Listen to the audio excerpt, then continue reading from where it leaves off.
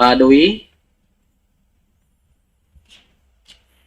Pak Dwi, operator kita mohon untuk bisa dijadikan co-host. Wa ashhadu anna Muhammadan abduhu wa rasuluh.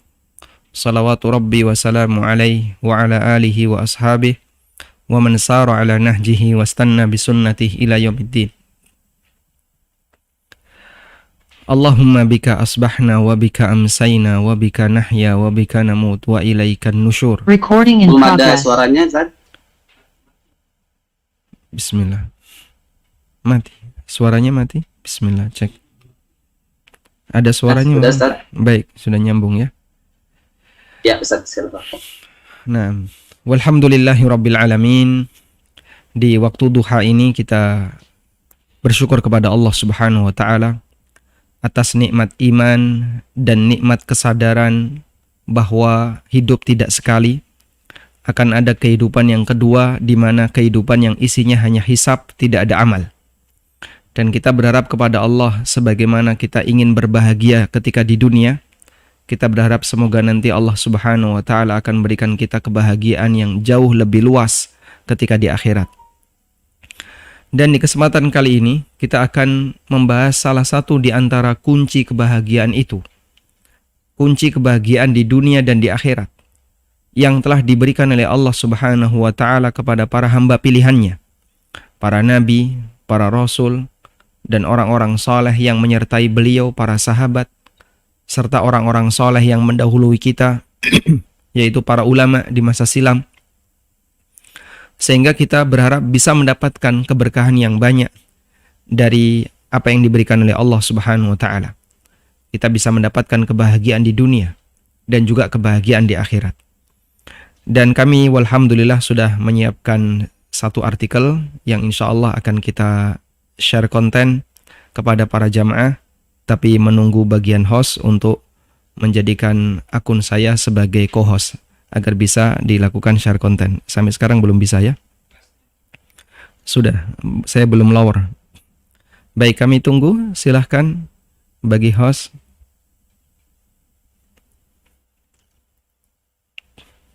Yang resen, akun yang resen.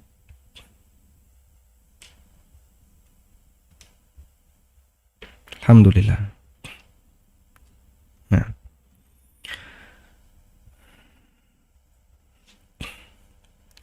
Bagaimana menggapai cinta Allah Subhanahu wa taala? Kita tentu tahu bahwasanya mencintai Allah tidak hanya sebatas bisa disampaikan dalam klaim secara lisan, tapi juga perlu ada pembuktian. Dan Allah Subhanahu wa taala memberikan posisi yang sangat istimewa bagi hambanya yang dicintai oleh Allah taala. Inna mahabbatallahi min a'zami maqamatil ibadah. Mencintai Allah termasuk di antara kedudukan ibadah yang paling mulia. Karena dengan mencintai Allah tasuqul mu'mina ilal qurbi wa taraghubihi fil iqbali 'ala Allah. Akan menggiring seorang mukmin untuk beribadah dan mendekat kepada Allah taala disebabkan karena rasa cintanya. Sehingga kenapa kita mau sujud? Kita mau menghadap Allah, sebabnya adalah karena kita mencintai Allah Subhanahu wa taala. Allah berfirman menyebutkan tentang sifat orang-orang yang beriman. Ya ayyuhalladzina amanu may yartadda minkum an dinihi fasawfa ya'tillahu biqaumin yuhibbuhum wa yuhibbuna. Wahai orang-orang yang beriman, siapa di antara kalian yang murtad? Allah enggak butuh dia. Karena ketika kita taat, ketika kita melaksanakan ibadah, tujuannya bukan kepentingannya kembali kepada Allah, tapi kepentingannya kembali kepada pribadi kita. Kalaupun sebaliknya ada seorang hamba yang dia nggak mau taat, meninggalkan ibadah kepada Allah, sepeser pun itu tidak mengurangi keagungan dan kebesaran Allah.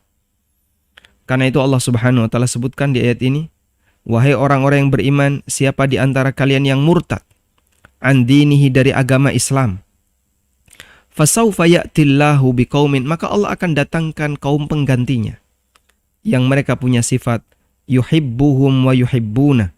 Kaum itu mencintai Allah, mencintai mereka, dan mereka mencintai Allah Subhanahu wa taala. Anda bisa lihat di sini, Allah dahulukan cintanya kepada hambanya sebelum hamba itu mencintai Allah Subhanahu wa taala. Yuhibbuhum wa yuhibbuna. Allah mencintai mereka dan mereka mencintai Allah. Sifat mereka adzillatin 'alal mu'minin. Di depan sesama mukmin mereka itu menundukkan, tidak bersikap sombong. Dia adzillah, menunjukkan rasa kasih sayang. A'izzatin 'alal kafirin, tapi di depan orang kafir dia merasa gagah, merasa hebat, tidak merasa rendah diri di hadapan orang kafir.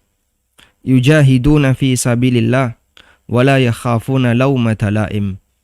Mereka berjihad di jalan Allah dan mereka tidak takut celaan siapapun dari manusia. Baik.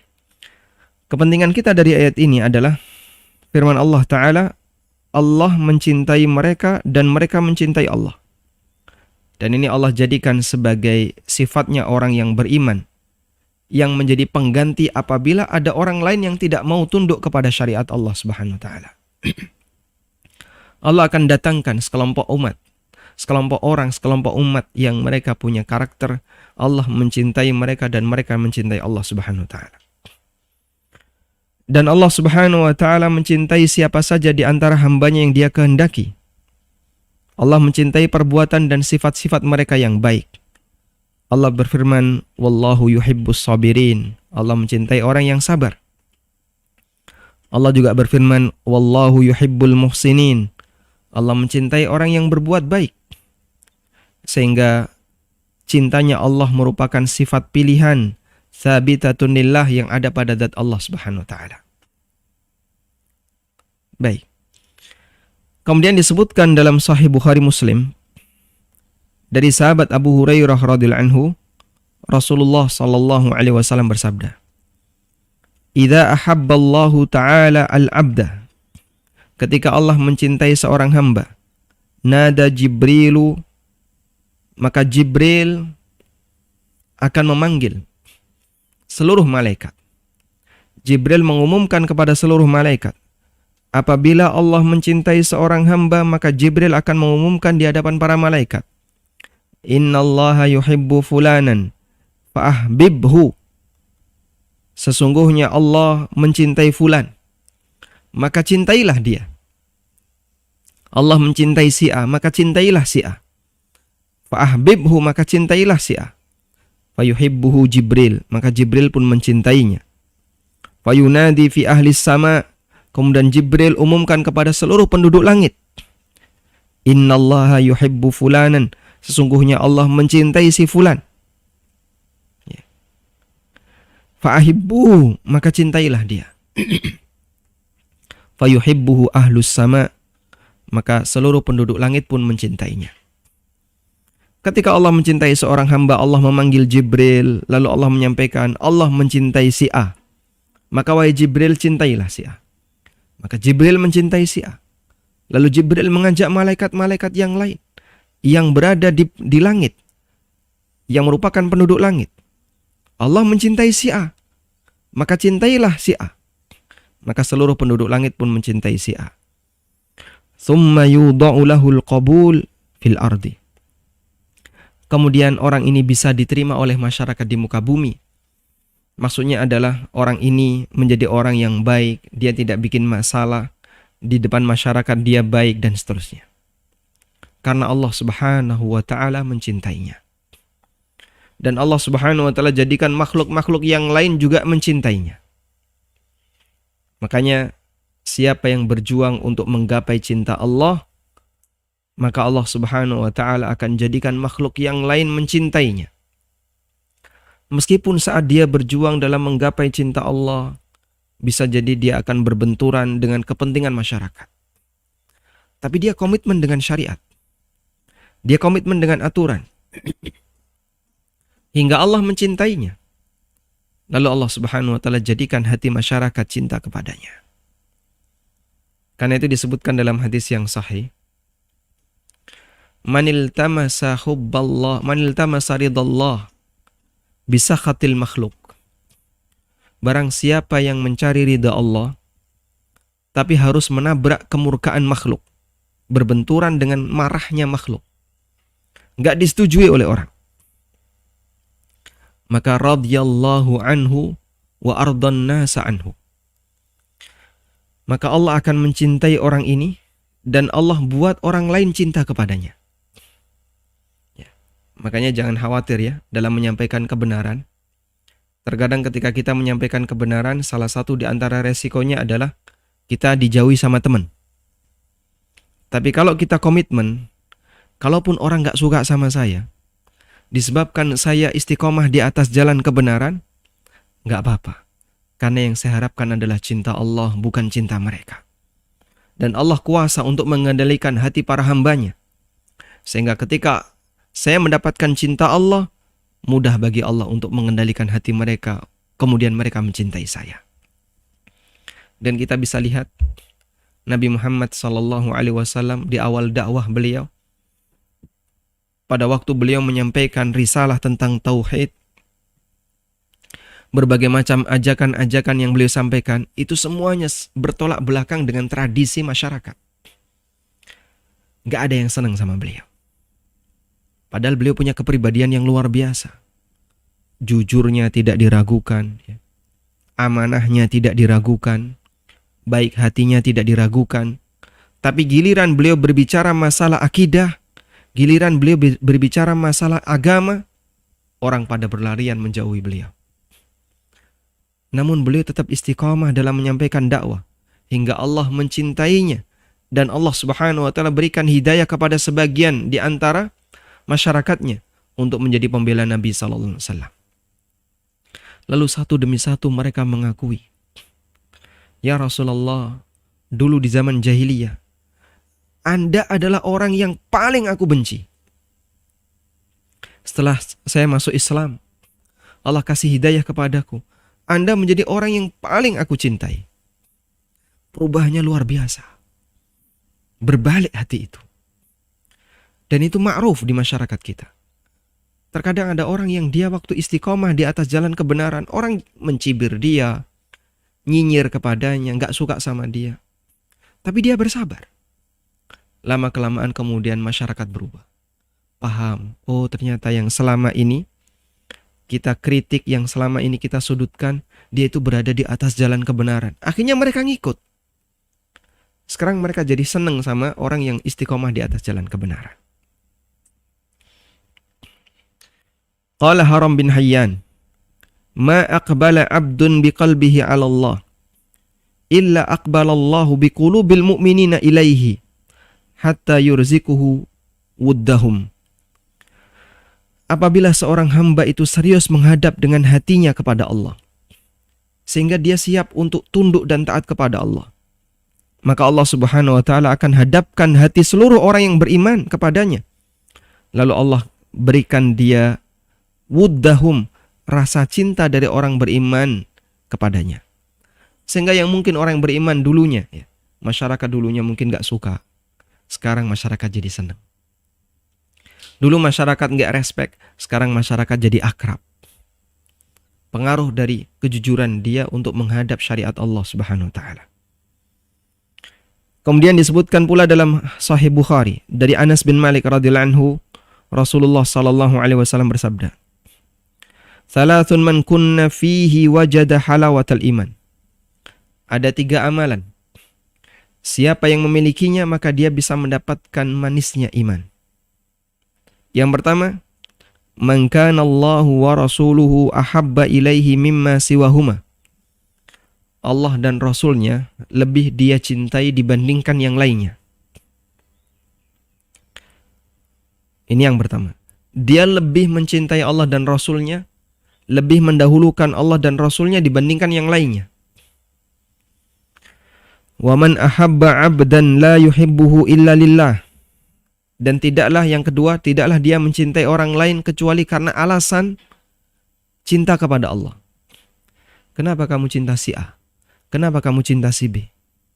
Karena kita sama-sama mukmin. Kita sama-sama satu majelis ilmu. Kita sama-sama memiliki latar belakang alma mater, kegiatan belajar agama yang sama, dan seterusnya.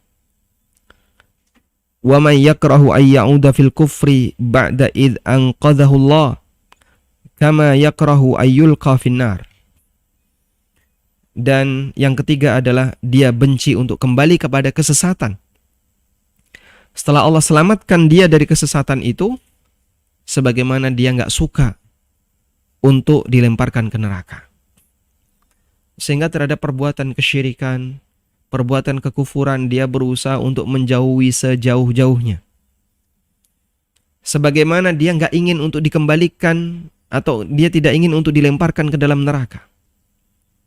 Maka kalau ada potensi kekufuran, ada potensi kesyirikan, dia itu menjauh sejauh-jauhnya, bukan malah mendekat. Apalagi bersinergi, ini tidak mungkin.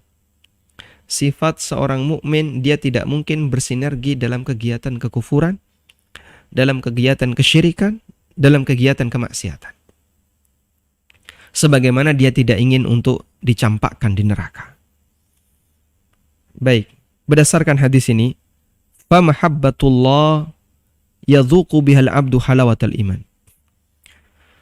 Dengan mencintai Allah seorang hamba, dia bisa merasakan manisnya iman. Dan inti dari mahabbatullah adalah mendahulukan Allah dibandingkan yang lainnya. Intinya adalah dengan komitmen terhadap perintah Allah. Komitmen menjalankan perintah Allah, menjauhi larangannya, dan komitmen untuk ittiba Rasulullah sallallahu alaihi wasallam. Allah Ta'ala berfirman, Qul in kuntum tuhibbunallah fattabi'uni yuhibbukumullah wa yaghfir lakum dhunubakum.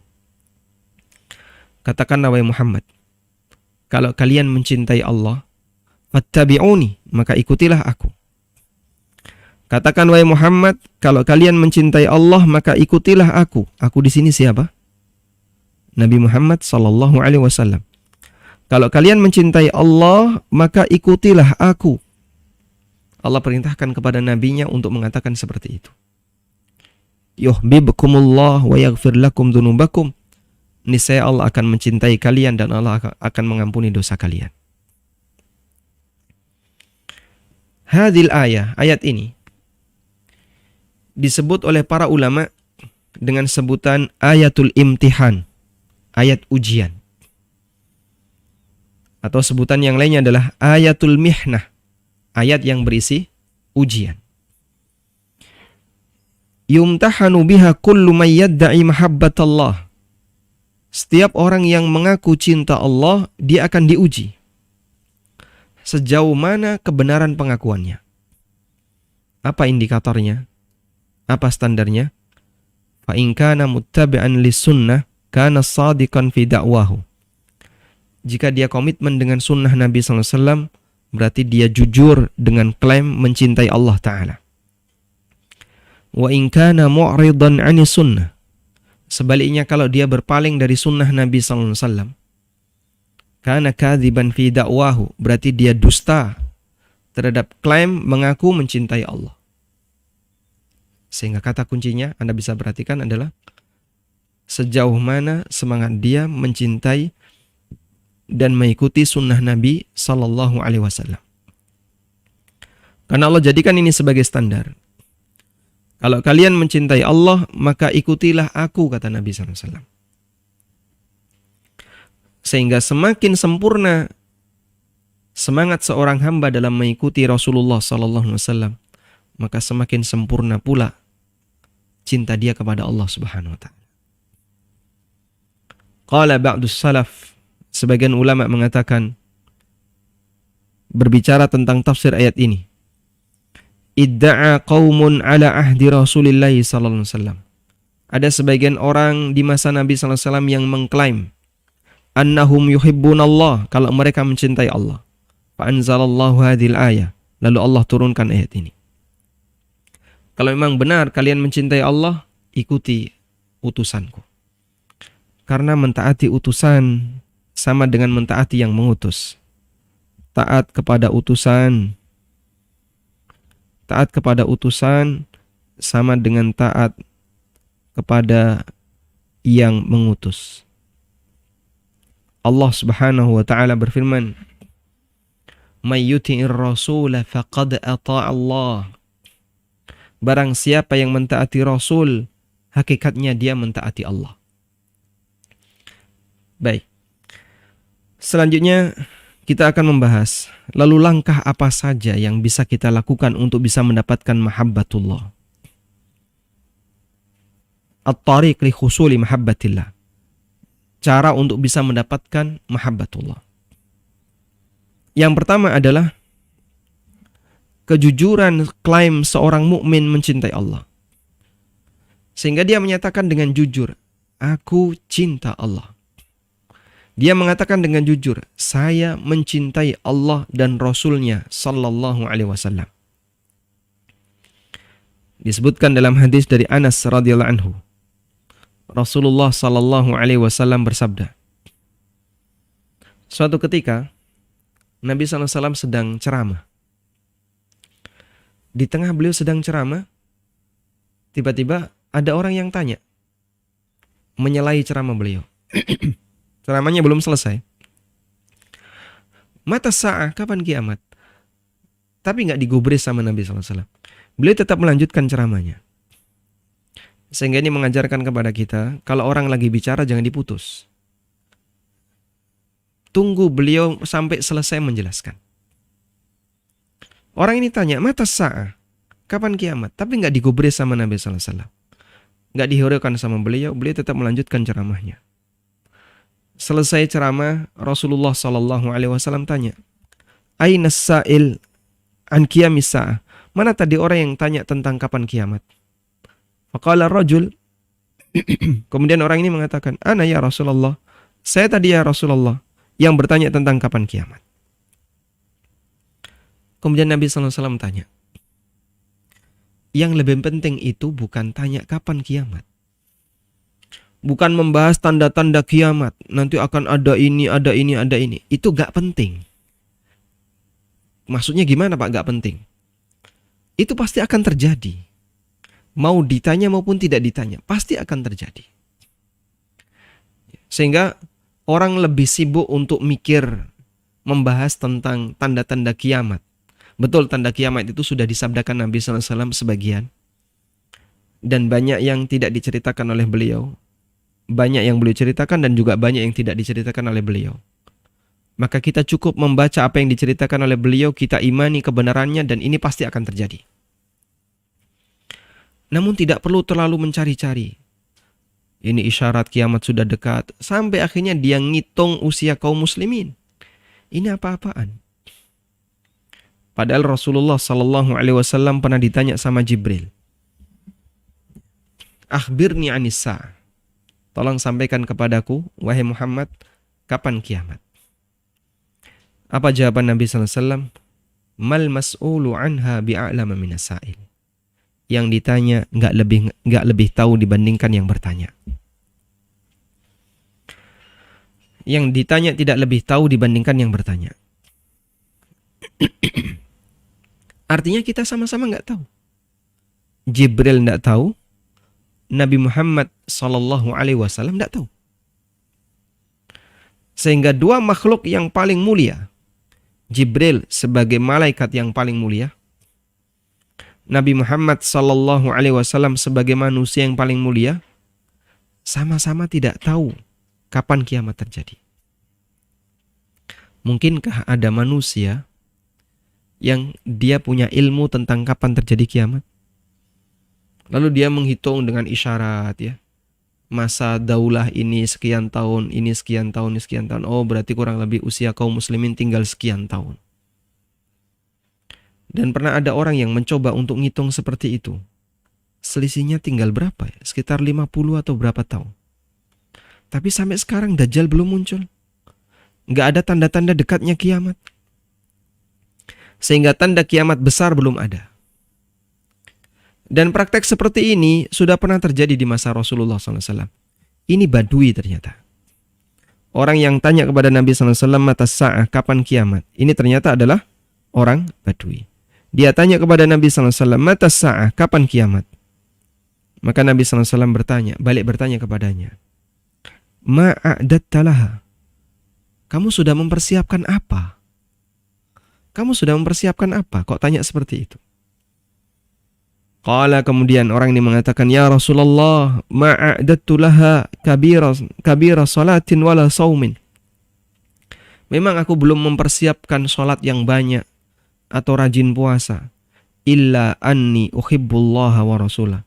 Selain satu ya Rasulullah, bekal yang aku gunakan untuk menghadap Allah, aku cinta Allah dan Rasulnya. Si Badui ini mengatakan, aku mencintai Allah dan Rasulnya. Faqala Rasulullah sallallahu alaihi wasallam, al-mar'u ma'a man ahabba wa anta ma'a man ahbabta. Rawahu Tirmidzi. Seseorang akan dikumpulkan bersama orang yang dia cintai, dan kamu akan dikumpulkan bersama orang yang engkau cintai. Jujur cinta kepada Nabi sallallahu alaihi wasallam, jujur cinta kepada para sahabat, jujur cinta kepada orang-orang saleh, maka dia akan dikumpulkan bersama mereka. Dan Allah Subhanahu wa taala Maha tahu hati seorang hamba. Apakah dia mengklaim itu jujur ataukah tidak jujur? Karena itulah jamaah yang dimuliakan Allah, pada waktu mendengarkan hal ini, Anas bin Malik radhiyallahu anhu menangis. Lalu beliau mengatakan, belum pernah aku mendengar sejak aku masuk Islam sampai sekarang, belum pernah aku mendengar sebuah kalimat dari Nabi sallallahu alaihi wasallam yang membuat aku lebih bahagia melebihi kalimat beliau, anta ma'a man ahbabta. Engkau bersama orang yang engkau cintai. Fa ana uhibbun nabi sallallahu alaihi wasallam wa ana uhibbu Abu Bakrin wa ana uhibbu Umar wa illam yakun mithlahum. Aku mencintai Nabi sallallahu alaihi wasallam, aku mencintai Abu Bakar, aku mencintai Umar, meskipun amalku tidak sebagaimana mereka. Berharap nanti bisa dikumpulkan bersama mereka. Masya Allah. Tapi ini harus jujur ya. Jujur cinta Allah, jujur cinta Nabi SAW, bukan sebatas klaim di lisan, tapi betul-betul jujur. Nah selanjutnya, langkah yang kedua, kita bicara bukti. Ketika orang sudah mengklaim cinta Allah, cinta Nabi, maka dia harus mendahulukan cinta Allah dibandingkan yang lain. Allah Ta'ala berfirman, Qul in kana aba'ukum wa abna'ukum wa ikhwanukum wa azwajukum wa ashiratukum. Katakan Nabi Muhammad, kalau bapak kalian, anak kalian, saudara kalian, suami atau istri kalian, teman kalian, wa ashiratukum, kerabat kalian, wa amwalun iqtaraftumuha, harta yang kalian dapatkan, wa tijaratun takhshawna kasadaha, dan perdagangan yang kalian khawatirkan akan mengalami kerugian, wa masakinu tardawnaha, dan tempat tinggal yang kalian sukai. Katakan wahai Muhammad, jika itu semua ahabba ilaikum minallah, lebih kalian cintai daripada Allah dan Rasulnya, serta jihad di jalannya, fatarabbasu, maka tunggu waktunya, hatta ya'ti Allahu bi amri, sampai Allah mendatangkan ketetapannya. Gak lama itu. Allah bisa buat mereka semuanya binasa dalam waktu sekejap. Wallahu la yahdil qaumal fasiqin, dan Allah tidak mencintai orang-orang yang fasik. Maksud ayat ini adalah ada sebagian orang yang berat untuk melakukan amal saleh disebabkan karena dia cinta kepada dunianya dan keluarganya. Sehingga dia nggak mau melakukan amal A, nggak mau melakukan amal B, dan seterusnya. Karena dia mencintai orang tuanya, mencintai anaknya, mencintai suaminya, mencintai ibunya, mencintai istrinya, mencintai keluarganya. Lalu dia tinggalkan aturan Allah. Apa ada Pak kayak gitu? Saya ketemu orangnya. Dan banyak muslim yang seperti itu. Kadang ada seorang wanita yang dia nggak mau jilbaban. Padahal dia tahu jilbab itu wajib. Menutup aurat itu wajib. Tapi dia nggak mau untuk menutup auratnya dengan baik, pakai jilbab yang dengan rapi, dengan baik. Dia nggak mau. Kenapa? Ya, suaminya melarang. Orang tuanya melarang. Mertuanya melarang. Maka pertanyaannya, siapa yang lebih kau cintai? Suamimu ataukah Allah? Saya mencintai suami saya. Betul.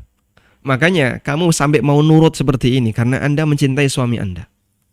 Tapi siapa yang lebih Anda cintai? Suami Anda ataukah Allah? Saya mencintai suami saya. Jawabannya sama. Baik, pilih salah satu. Yang lebih Anda cintai. Kami sangat yakin Anda mencintai Allah dan Anda juga mencintai suami Anda. Tapi mana yang lebih Anda cintai? Suami ataukah Allah? Pilih salah satu. Allah, kalau begitu pakai jilbab. Karena Allah yang memerintahkan Anda untuk berjilbab. Pencipta kita yang menciptakan para muslimah, mukminah untuk berjilbab. Meskipun dilarang oleh orang lain. Tapi Pak, laksanakan. Insya Allah akan mendatangkan keberkahan. Nanti kalau suami saya benci gimana? Nabi SAW mengatakan, barang siapa yang mencari ridha Allah, manil tamasa ridha Allah bisakhatin nas. Barang siapa yang mencari ridha Allah, meskipun itu mendatangkan kemurkaan orang lain, radhiyallahu anhu wa askhatan wa ardan nasa anhu. Allah akan ridha kepadanya, Allah akan mencintainya, dan Allah akan buat hati masyarakat itu ridha kepadanya. Tenang saja. Maksudnya, mungkin satu saat nanti suami Anda akan mencintai Anda. Disebabkan kenapa? Karena Anda mentaati Allah. Sehingga Allah Subhanahu wa Ta'ala akan mengendalikan hati sebagian hambanya untuk cinta kepada orang yang taat kepada Allah Subhanahu wa Ta'ala. Tapi kalau lebih memilih untuk mencintai suami, akhirnya meninggalkan perintah syariat, fatarabbasu, tunggu waktunya. Kebersamaan Anda dengan suami itu terbatas. Anda bisa jadi sangat mencintainya, tapi kebersamaan itu terbatas. Dan terbatas itu pun penuh dengan rintangan. Mudah bagi Allah Ta'ala untuk membuat suami Anda hilang misalnya. Maksudnya gimana Pak? Diwafatkan. Atau kemudian dia semakin benci kepada istrinya. Sehingga istrinya senang sama dia, tapi suaminya benci sama dia. Dan seterusnya. Nah, kemudian di sini disebutkan, orang yang dia malas sholat, dia diuji untuk melakukan sholat dengan tepat waktu. Peminum khamr, dia diuji untuk meninggalkan khamr. Pezina, dia diuji untuk meninggalkan zina. Pemakan riba, diuji untuk meninggalkan riba. Para pendusta yang suka ngerusak hubungan masyarakat, diuji untuk meninggalkan adu domba. Para wanita yang tabarruj, yang suka bersolek di depan umum, menampakkan kecantikannya, diuji untuk memakai hijab yang syar'i. Dan seterusnya. Kita semua mendapatkan ujian dari Allah Ta'ala. Sehingga apa yang kita cintai, tapi itu ternyata bertentangan dengan syariat, Anda diuji untuk meninggalkannya. Ketika Anda berhasil, berarti Anda betul-betul mencintai Allah Subhanahu wa Ta'ala. Dahulukan cinta kepada Allah dibandingkan yang lain. Syekhul Islam mengatakan, "Famahabbatullahi wa rasulihi wa ibadihil muttaqin taqtadi fi'la mahmubatihi." Mencintai Allah, mencintai Rasulnya, dan mencintai orang-orang yang bertakwa mengharuskan orang untuk melakukan perbuatan yang mereka cintai. Cinta Allah berarti idealnya kita juga mencintai perbuatan yang dicintai oleh Allah. Kalau kita cinta Allah, berarti lakukan amalan yang dicintai oleh Allah. Serta menjauhi apa yang tidak mereka sukai. Ya. Sehingga kalau kita cinta suami, apa yang akan kita lakukan? Anda akan melakukan apa yang disenangi oleh suami. Dan menghindari apa yang tidak disukai oleh suami. Ya. Sebelum menikah misalnya, barangkali ada di antara lelaki yang dia suka ngerokok. Sebelum dia nikah. Kemudian dia jatuh cinta dengan seorang wanita. Sampai akhirnya dia berhasil menikahinya. Tapi dia tahu istrinya itu paling nggak suka dengan lelaki perokok. Akhirnya dia berjuang gimana caranya untuk bisa meninggalkan rokok. Misalnya. Maka ketika orang mencintai, dia akan berusaha untuk meninggalkan apa yang tidak disukai oleh yang dicintai. Saat kita mencintai Allah, buktikan cinta itu dengan meninggalkan sesuatu yang dibenci oleh Allah dan melakukan sesuatu yang dicintai oleh Allah Ta'ala. Wan nasu yatafadaluna fi hadza tafadulan aziman, dan manusia itu bertingkat-tingkat dalam masalah ini. Faman kana a'zama nasiban min dzalika kana a'zama darajatan indallah.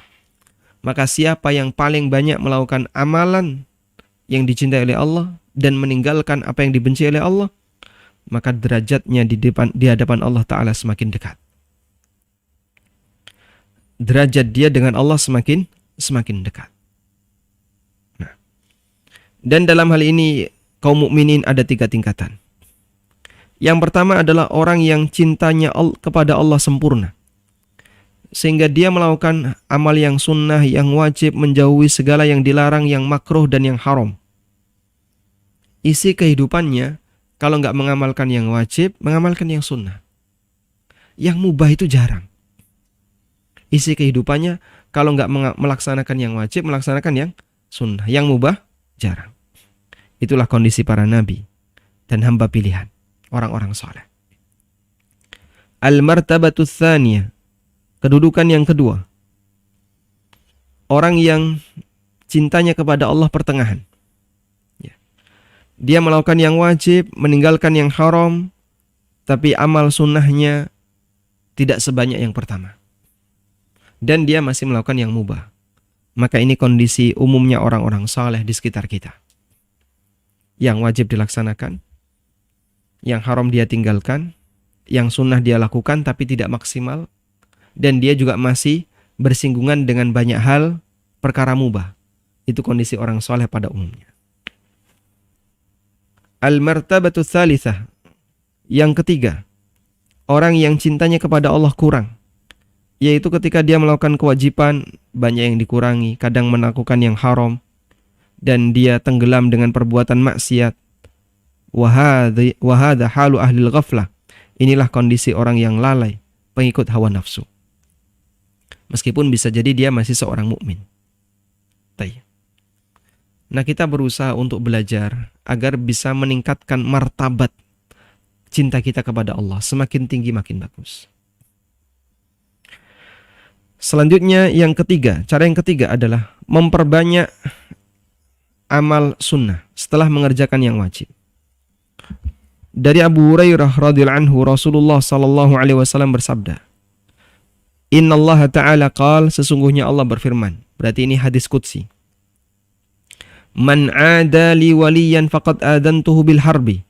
Barang siapa yang memusuhi orang saleh yang merupakan waliku, maka aku umumkan untuk berperang dengannya. "Wa ma taqarraba ilayya 'abdi bi syai'in ahabbu ilayya mimma aftaradtuhu alaih." Dan tidak ada ibadah yang lebih aku cintai yang dilakukan oleh hambaku melebihi amal ibadah yang aku wajibkan untuk mereka. Allah lebih mencintai yang wajib. "Wala yazalu 'abdi yataqarrabu ilayya bin nawafil hatta uhibba." Dan ada sebagian di antara hambaku yang dia rajin melakukan amal sunnah sampai aku mencintainya. Hadis riwayat Bukhari. Sehingga salah satu di antara cara untuk menggapai cinta Allah adalah lakukan amal sunnah. Rajin lakukan amal sunnah, sedikit tapi istiqomah jauh lebih baik. Yang keempat, banyak berzikir, menyebut nama Allah.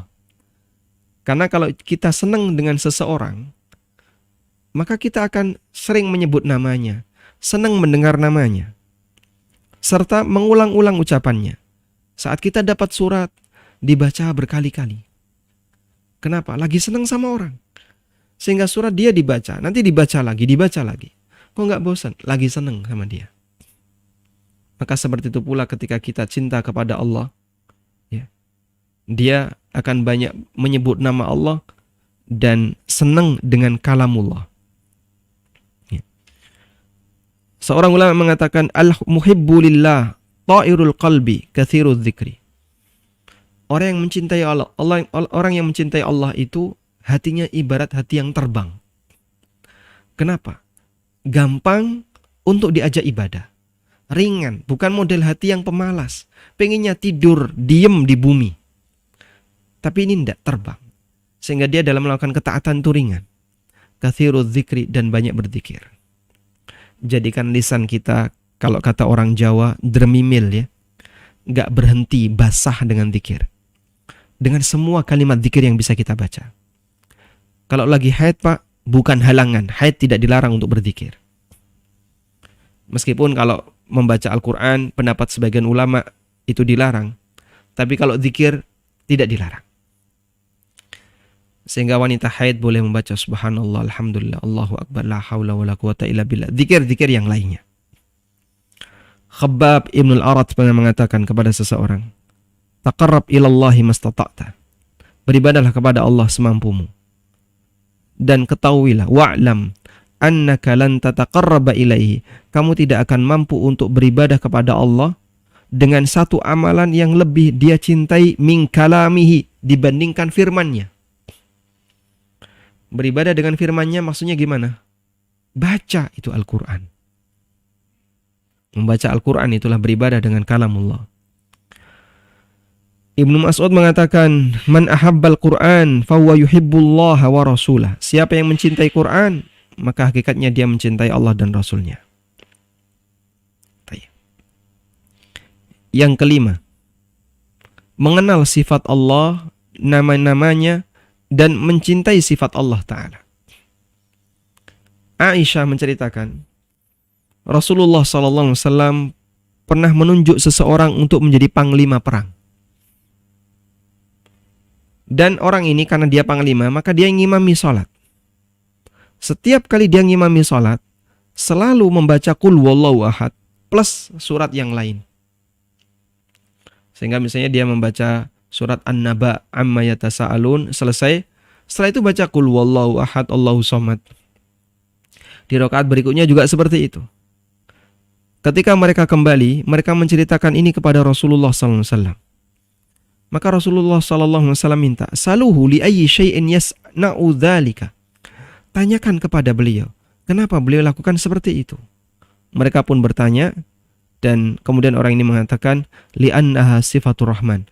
Karena Qul Wallahu Ahad itu berisi sifat Allah, berbicara tentang Allah, sifat-sifat Allah.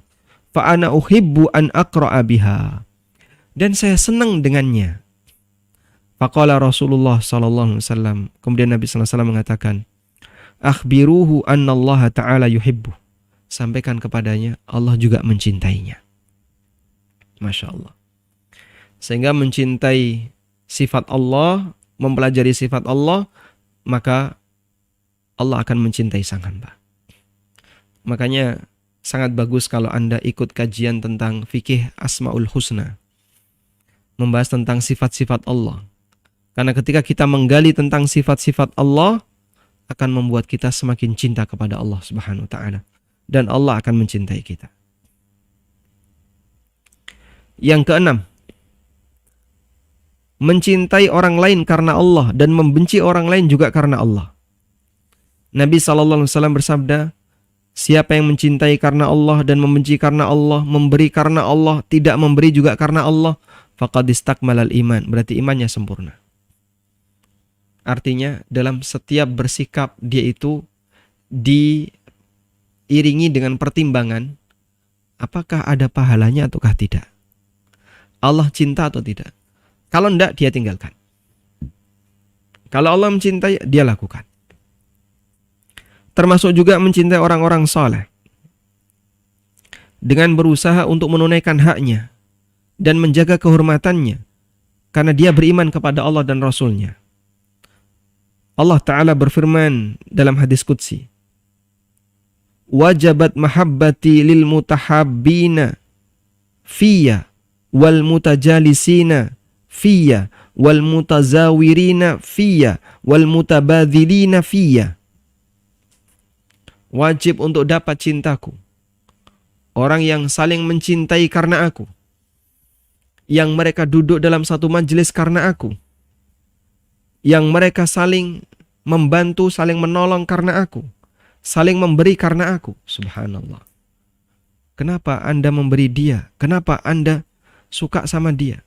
Karena dia cinta kepada Allah, karena dia mukmin yang saleh. Hadis riwayat Ahmad.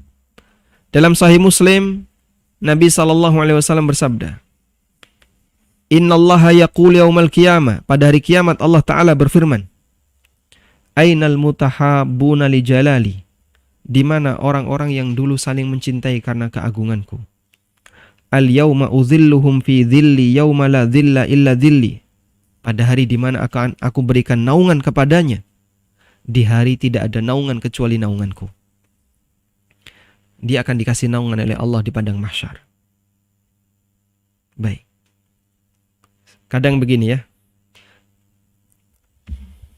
Ketika ketemu orang, terus dia menyapa kita. Lama kita nggak jumpa ya. Dulu kita pernah ketemu di mana ya? Oh, ketemu di kajian ini. Ketemu sama siapa lagi? Oh, dulu kita pernah ketemu di kajian ini. Pernah ketemu di kajian ini. Masya Allah. Mereka saling mencintai dan mengenang pertemuannya di tengah mereka sedang beramal soleh. Loh, Pak, dulu kan kita pernah umroh bareng. Masya Allah. Dulu kita pernah iktikaf bareng. Dulu pernah kita sholat jamaah taraweh bareng. Dia mengenang kebersamaannya ketika sedang melakukan ketaatan kepada Allah. Bandingkan dengan yang kedua. Kayaknya pernah ketemu Bapak deh. Ketemu di mana? Oh iya, dulu pernah kita ketemu di diskotik. Wah, itu lain ceritanya. Dulu kita pernah ketemu waktu mancing bareng. Wah, itu lain ceritanya. Waktu di tempat rekreasi bareng. Nah, suasananya akan berbeda. Anda bisa lihat ya, kondisi batin manusia. Pada waktu mereka di masjid bareng, mau kaya mau miskin itu sama suasana batinnya. Saling mencintai. Kalau di tempat wisata, kemudian di mall, lalu di bandara, suasana batin mereka itu saingan. Siapa yang HP-nya lebih bagus, yang ketika buka laptopnya lebih bagus, yang ketika dia ngobrolnya masalah bisnis, suasana batinnya beda. Yang jam tangannya lebih bagus. Makanya kan orang ketika berada di tempat-tempat seperti ini saingan harta, saling menampakkan hartanya, sehingga membuat orang itu jadi nggak akrab, cuman lirik-lirian saja. Jam tangannya bagus ya, sepatunya bagus, jaketnya bagus. Di masjid Pak, suasana kayak gini nggak ada. Makanya gabung dengan komunitas yang mencintai oleh Allah itu menenangkan batin. As-sabi, yang ketujuh, sabar terhadap takdir Allah dan ridho kepada ketetapan Allah. Nabi SAW bersabda, Inna idhamal jazai ma'idhamil bala. Besarnya balasan itu berbanding lurus dengan besarnya ujian. Ketika Allah Ta'ala mencintai satu kaum, maka Allah akan menguji mereka. Siapa yang ridho kepada takdir Allah, falahur ridho, maka dia mendapatkan ridho Allah.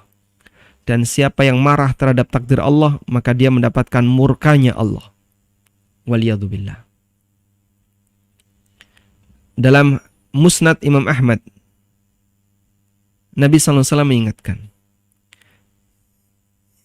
Idza ra'aita Allahu yu'til abda, idza ra'aita Allah yu'til abda minad dunya ala ma'asihi ma yuhibbu, fa innama huwa istidraj.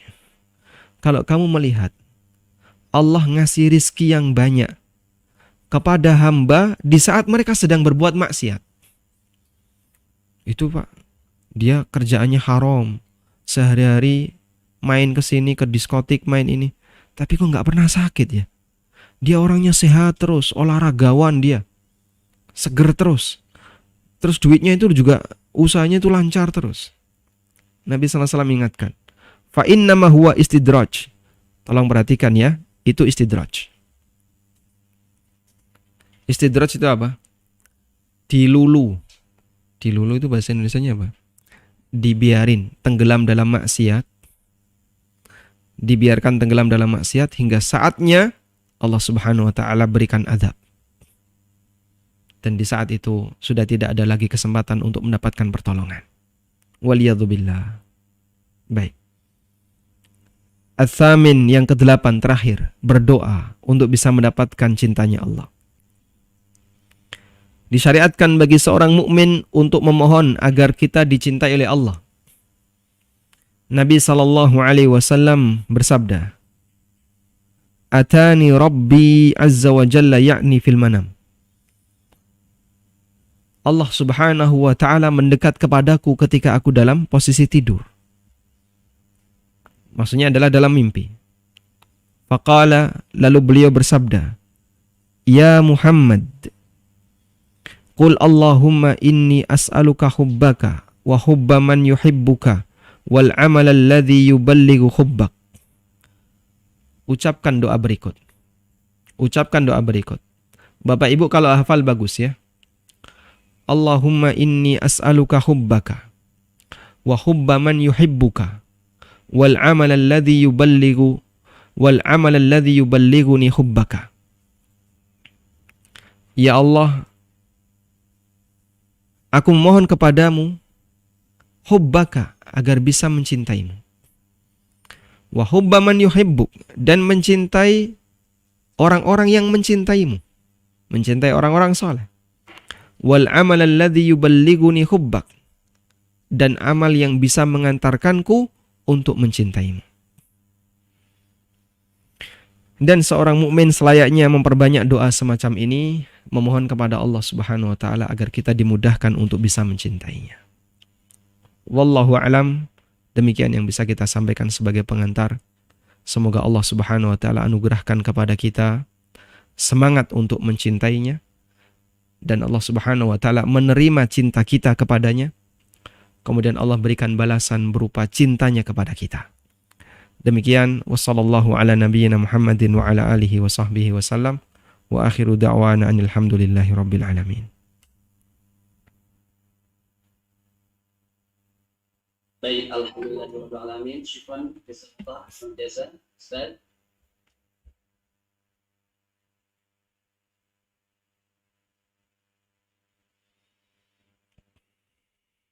Walhamdulillah.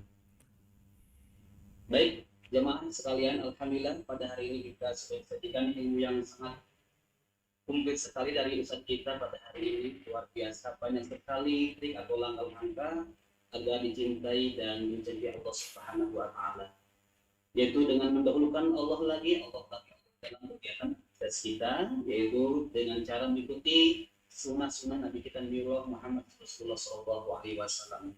Nah, agar kita lebih memantapkan lagi, kami persilahkan kepada jamaah untuk bertanya langsung kepada guru kita melalui raise hand atau chat. Ya. Pada hari ini kami persilahkan untuk 5 penanya ya. Yang pertama ada Ibu Tati Purwanti. Kami persilahkan untuk bertanya langsung kepada ustadznya. Terima kasih Pak Ip. Assalamualaikum warahmatullahi wabarakatuh. Waalaikumsalam warahmatullahi wabarakatuh. Tadi saya mendapatkan materi dari Ustadz, itu ada yang mengatakan bahwa ketika kita sedang dalam keadaan kufur atau tidak beriman, kemudian Allah menguji kita, misalkan contohnya tadi yang tidak berhijab, maka Allah akan uji dengan mendapatkan ujian dia memakai hijab yang syar'i. Kalau nggak salah kalimatnya seperti itu. Tapi kalau saya melihatnya, apakah ini sebagai bentuk hidayah? Jadi misalkan ada orang yang tadinya dia tidak menutup aurat, kemudian dia menutup aurat dengan syar'i. Nah, kemudian saya menganggap bahwa itulah hidayah yang Allah kasih kepada si A itu gitu misalkan. Nah, tapi saya mendapatkan materi dari Ustaz tuh bisa jadi itu adalah ujian dari Allah gitu. Maksudnya ujian apakah dia itu benar-benar hidayah atau tidak gitu. Bagaimana penjelasannya Ustaz? Terima kasih. Assalamualaikum warahmatullahi wabarakatuh. Waalaikumsalam warahmatullahi wabarakatuh. Terima kasih Ibu Tati. Langsung saja Ustaz, bisa dijawab langsung. Baik, barakallahu fikum. Yang pertama, mohon untuk tidak dipahami bahwa tidak memakai jilbab keluar dari Islam. Sama sekali kami tidak menyampaikan pernyataan itu. Dan tidak memakai jilbab termasuk di antara perbuatan maksiat, karena dia melanggar perintah Allah Subhanahu wa Ta'ala.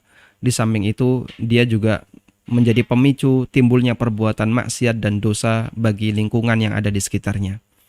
Selanjutnya, ketika kita bicara orang yang sedang dalam posisi berbuat maksiat dan dia seorang mukmin, dia sadar itu maksiat, dia tahu ini melanggar syariat, maka di posisi ini dia sedang diuji. Diuji untuk apa? Untuk meninggalkan apa yang dia sukai tadi, karena bertentangan dengan apa yang disyariatkan oleh Allah Ta'ala. Bentuk ujiannya bagaimana? Kalau dia berhasil meninggalkannya, kemudian dia beralih kepada aturan Allah, maka dia berhasil. Tapi kalau dia tidak berhasil dan dia tetap berpegang dengan kemaksiatan yang dia inginkan, saya lebih senang nggak pakai jilbab kok. Kalau pakai jilbab rasanya panas. Saya lebih senang buka aurat. Ya, ini kan kelebihan yang diberikan oleh Allah kepada saya, biar orang bisa melihat kecantikan saya, misalnya. Karena ada orang yang dia nggak mau pakai jilbab itu alasannya biar orang bisa melihat keindahan badannya. Misalnya seperti itu. Maka ketika dia lebih milih seperti ini, berarti dia gagal dengan ujian yang diberikan oleh Allah Ta'ala. Dan Allah Subhanahu wa Ta'ala akan menjauhkan dia dari cintanya. Lalu kita berbicara untuk orang yang berhasil tadi ya. Ketika dia diuji oleh Allah untuk meninggalkan apa yang dia sukai padahal itu bertentangan dengan syariat. Lalu kemudian dia memakai jilbab. Bukankah itu petunjuk dari Allah Ta'ala? Jawabannya, dalam amal yang dilakukan oleh seorang hamba ada dua faktor. Pertama adalah perbuatan yang disengaja oleh sang hamba. Pertama adalah perbuatan yang disengaja oleh sang hamba. Sehingga dengan itu sang hamba berhak untuk mendapatkan balasan berupa pahala. Dan yang kedua adalah petunjuk dan kemudahan dari Allah Subhanahu wa Ta'ala yang disebut dengan hidayatut taufik. Dan dengan ini seorang hamba akan terdorong dirinya untuk melakukan amal saleh. Contoh sederhana. Terdengar sayup-sayup suara adzan, tapi dari jauh. Kemudian kita tanya sama orang, untuk bisa ke masjid sana butuh berapa lama perjalanan pakai motor? Pak, kurang lebih 15 menit sampai. Tapi Pak, ini suasananya panas, Anda lagi puasa. Anda lagi puasa, waktu zuhur, masjidnya jauh. Kendaraannya hanya motor, nggak ada mobil. Anda diuji. Tetap berangkat ke masjid untuk melaksanakan sholat jamaah di masjid, ataukah diam di rumah lalu sholat jamaah bersama keluarga. Pada saat Anda memilih saya harus ke masjid, Anda menang dalam masalah ini. Kemudian sang bapak ini berangkat menuju masjid dengan suasana panas.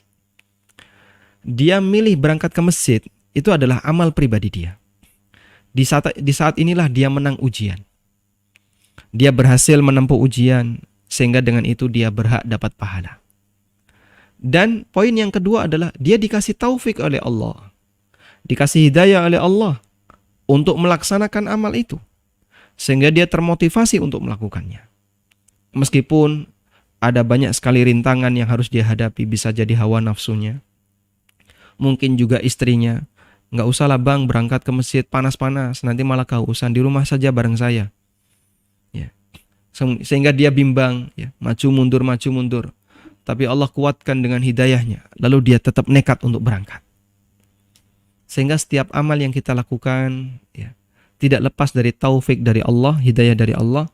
Di samping itu sebelumnya kita sudah punya keinginan kuat untuk melakukannya. Nah, yang sedang kita bahas adalah poin yang pertama.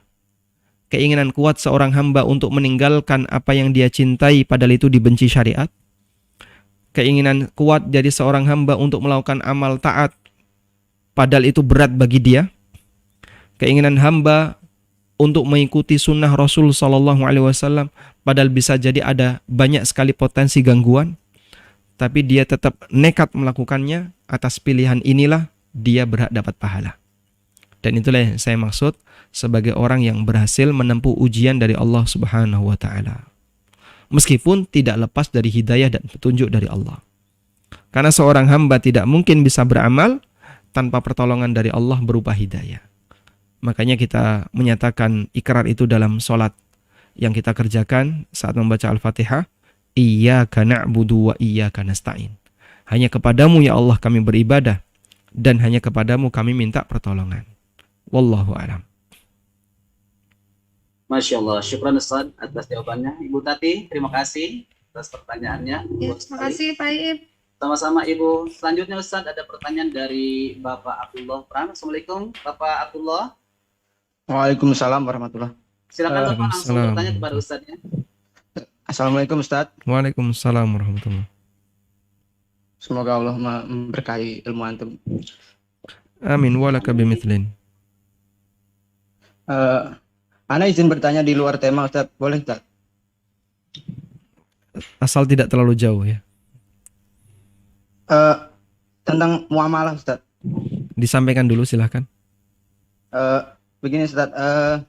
Bagaimana hukumnya mengikuti kuis atau soal tanya jawab berhadiah di medsos Ustadz? Yang soal tanya jawab tersebut seputar ilmu Ustadz. Seperti contoh ilmu nahwu shoroh, menebak nomor hadis, mengisi pertanyaan seputar sejarah Islam, seperti itu Ustadz. Hadiahnya berupa uang dan kitab-kitab Baik. ilmu Ustadz. Baik, apakah harus ada syarat belanja atau bayar? Tidak ada, Tidak kita ada. hanya mengisi di kolom komentar, nanti itu yang pada ikut itu nanti Dipilih. dipilih yang paling tepat. Ya, Baik. dipilih yang paling tepat. Barakallahu fiik. Baik. Itu.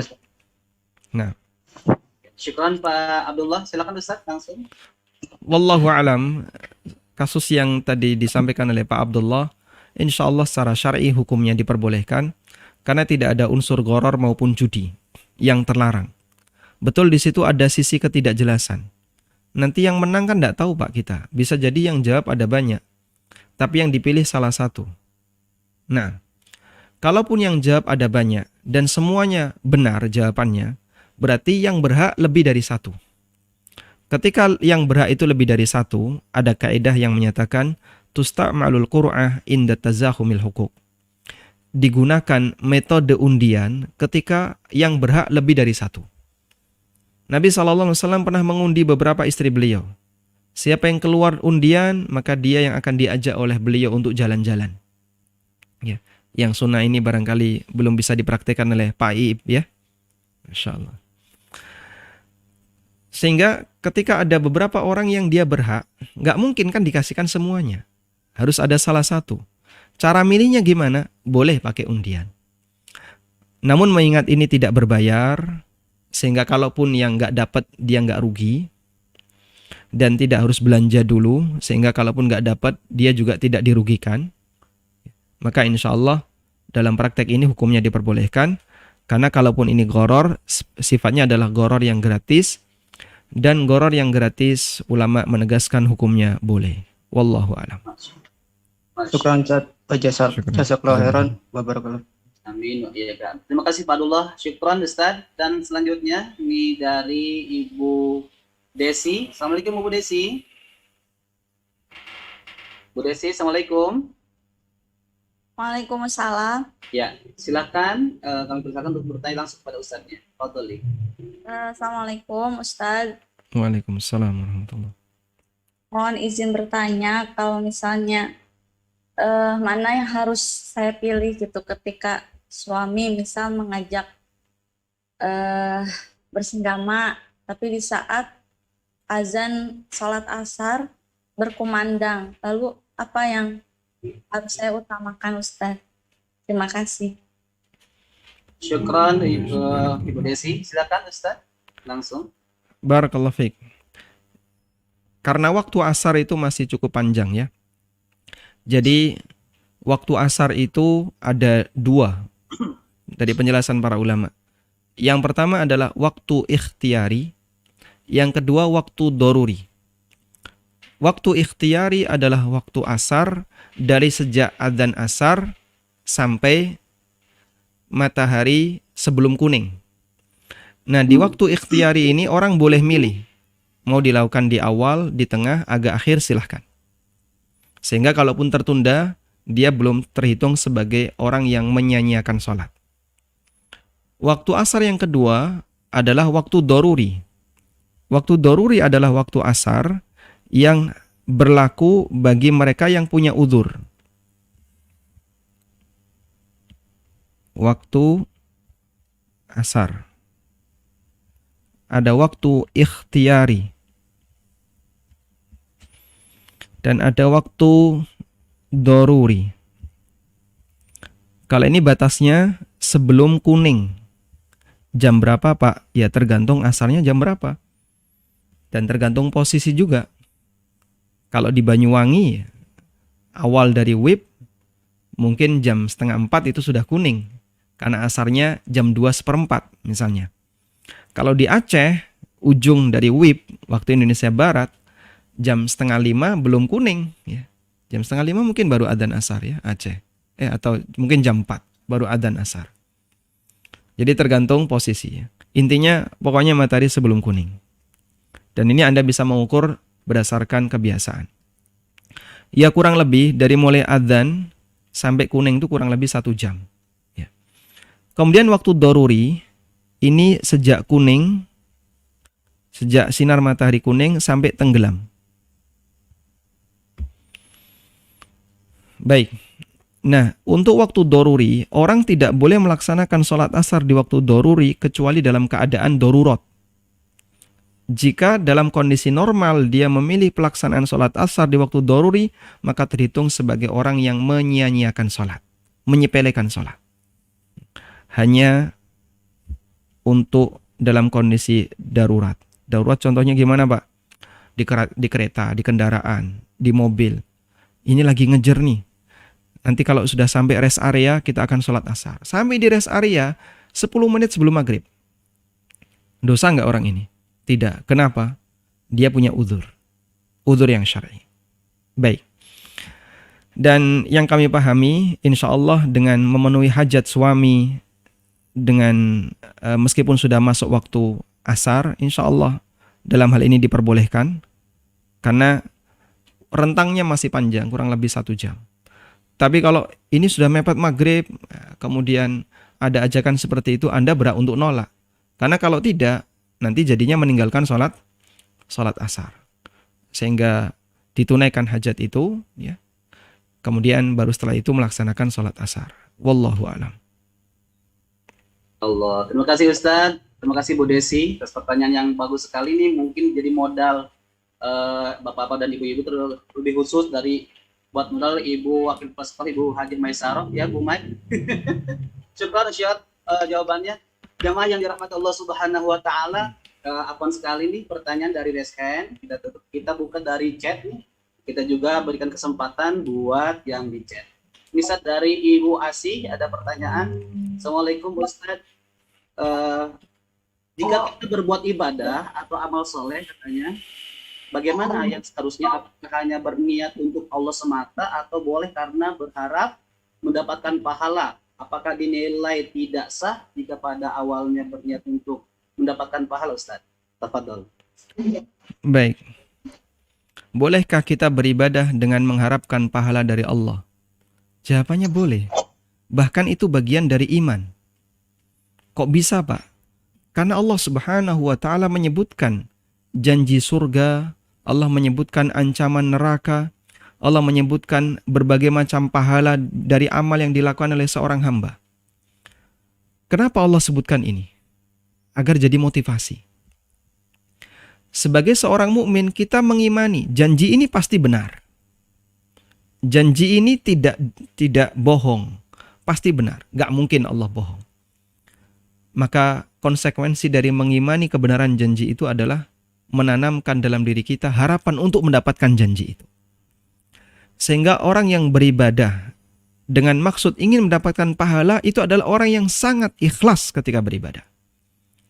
Karena itu datang dari Allah. Lain kalau datang dari makhluk. Siapa yang sholat nanti tak kasih 5.000. Kemudian dia sholat dapat 5.000. Harapan dia ketika sholat adalah ingin dapat duit 5.000. Nah itu harapan dari makhluk.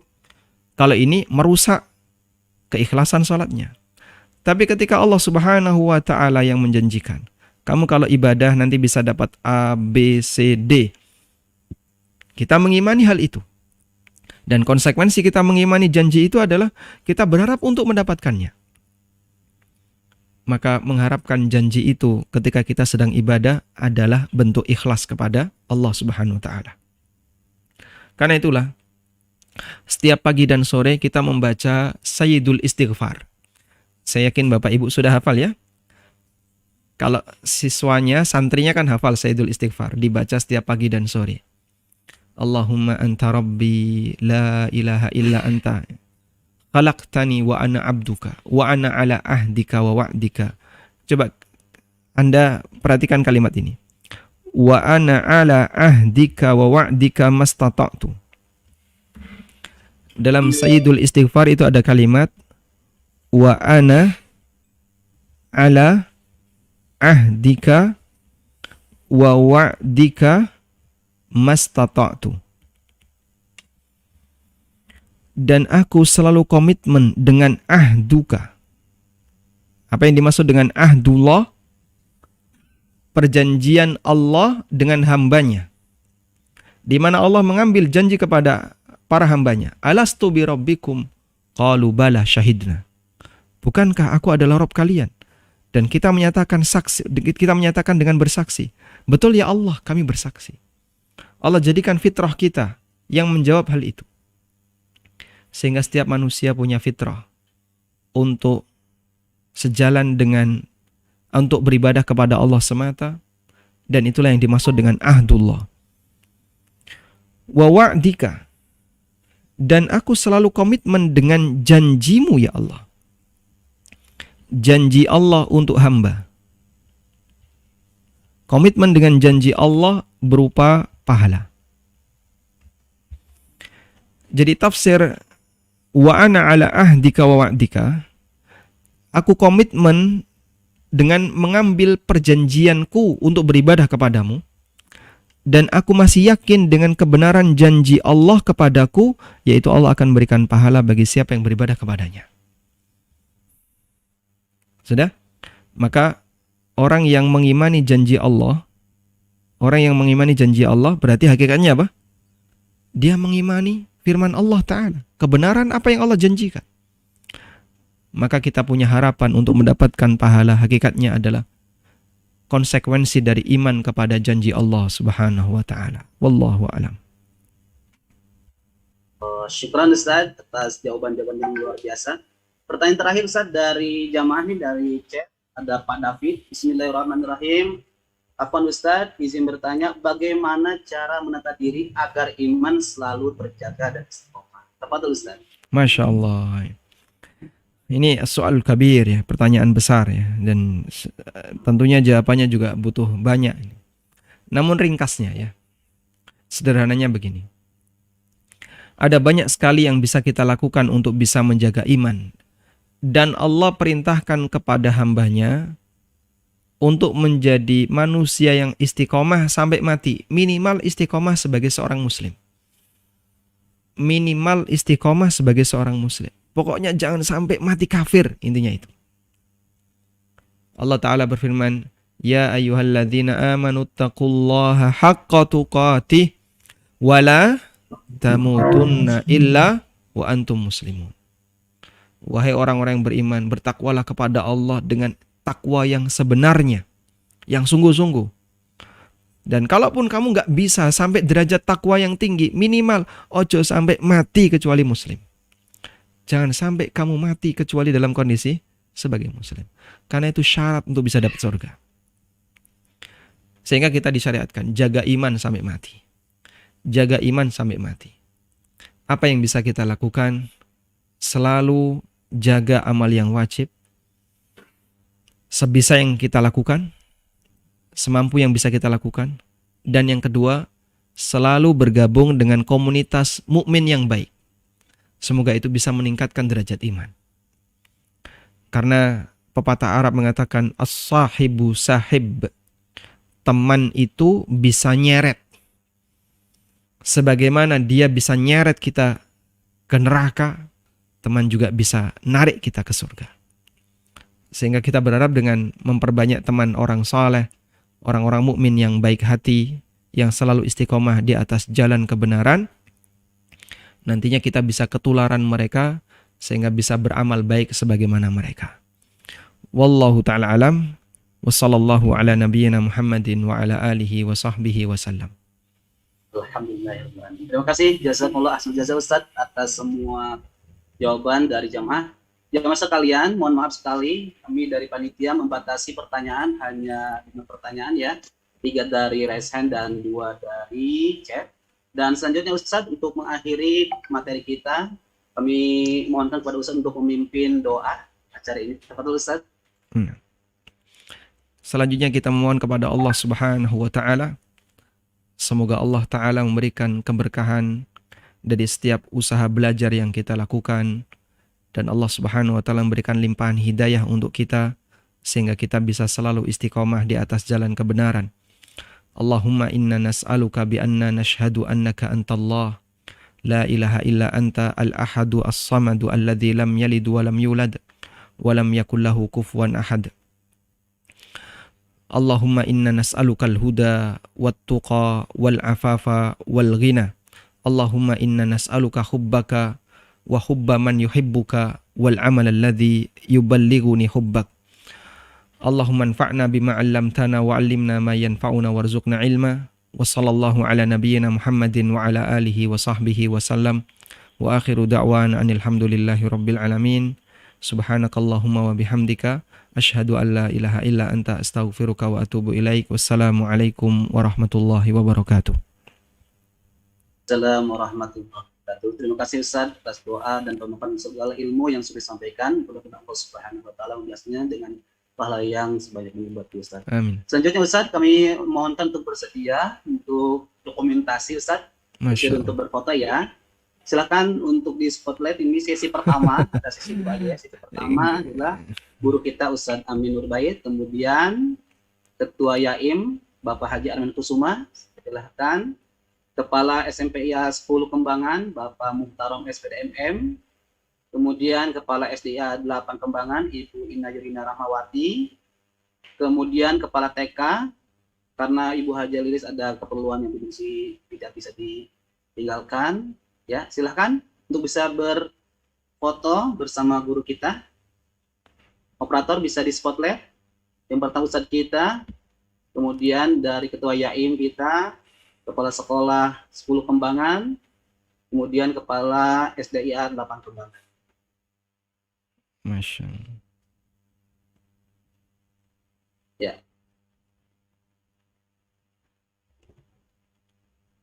Ibu Ina, Assalamualaikum Bu Ina. Masih Ibu Ina, Assalamualaikum.